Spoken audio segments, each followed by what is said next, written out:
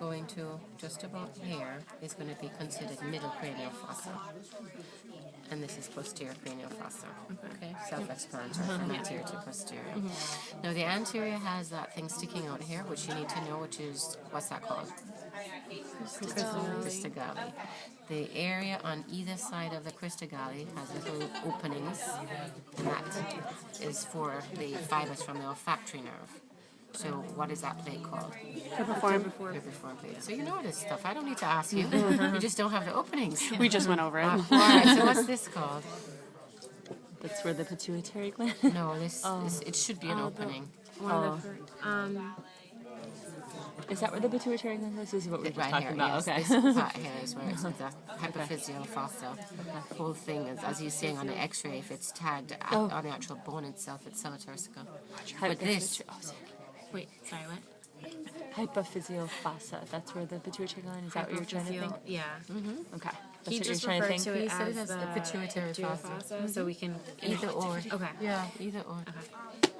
We're taking pictures.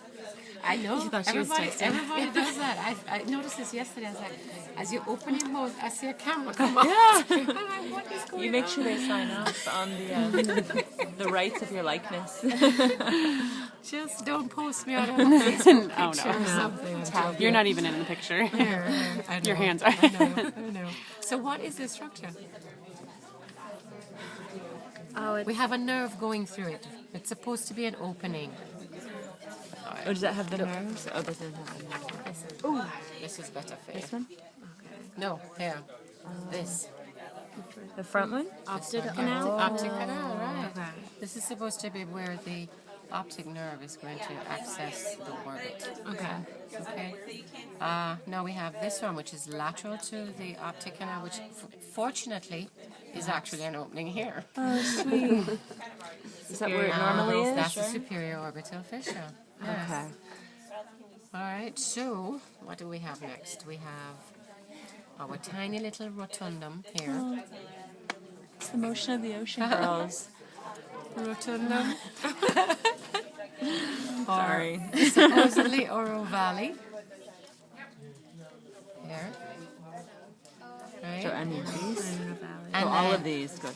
And then our tiny little spinosum also. Okay.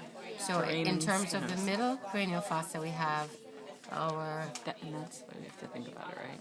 Huh? That's the way that we should be thinking about I think it. Is so, yes. yeah. Where it's located, it will help you. So if this is the midline here, then you're going to have your rotundum, you're going to have an ovale, and then you're going to have a spinosum. This is going to be right. This will be left. ROS. Rotundum, ovale, and spinosum. Okay. And then as you come a bit more medially, you're going to have your lacerum. Here's your lacerum. There really is no lacerum here. Sorry. There's no lacerum here. Let's just we have to envision there being a lacerum. Look at this bit here. So it's just medial to the Medial to the ovale. ovale. Okay. Here it is. Here. That's it's this one right here. Right there. But again, this one doesn't have it. Alright, so next structure is our internal acoustic meatus, which should be an opening in the petrous portion of the temporal bone. But again, no opening. Okay? And then we should have, this is important, and they don't have an opening here. Oh no. The jugular foramen here. Oh, it does. Sad. Oh. Can you get it? And then we have our hypoglossal canal in here and a foramen magnum. Hypoglossal canal in here. Do you see it?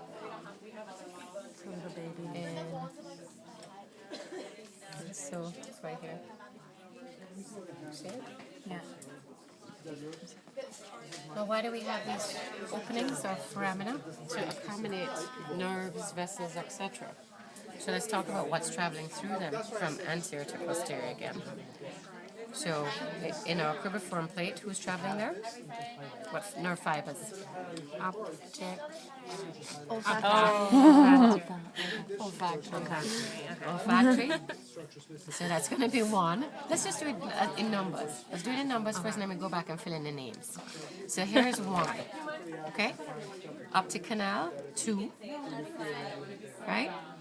Superior orbital fissure is going to have 3, 4, V1, and 6.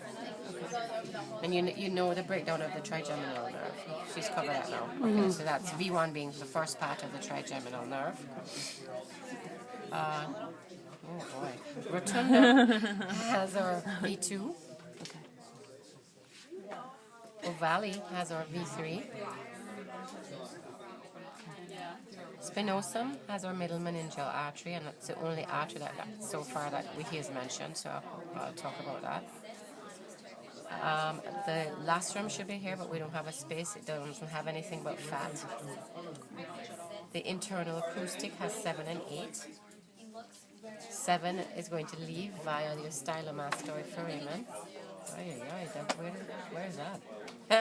It's even It's worse. like that there behind. Here's your mastoid process. Here is what should be your styloid process. So this should be your stylomastoid foramen right here. You'll see that from an inferior or the basal view of the skull. Okay? All right, so that's 7 and 8. 9, 10, and 11 are going to go in through your jugular foramen. And then our last one, 9, 10, and 11. And then lastly, 12 is going to go through our hypoglossal canal. Okay, so you do it. Somebody do it. Ooh. Go on. Barbara, go Get for it it. wrong then. Alrighty. You guys can fill in on some of these because I don't know all of them. Okay. In the cribiform plate, they are the olfactory. Okay. And is this the optic foramen? So the optic cranial. So that's cranial nerve. Is it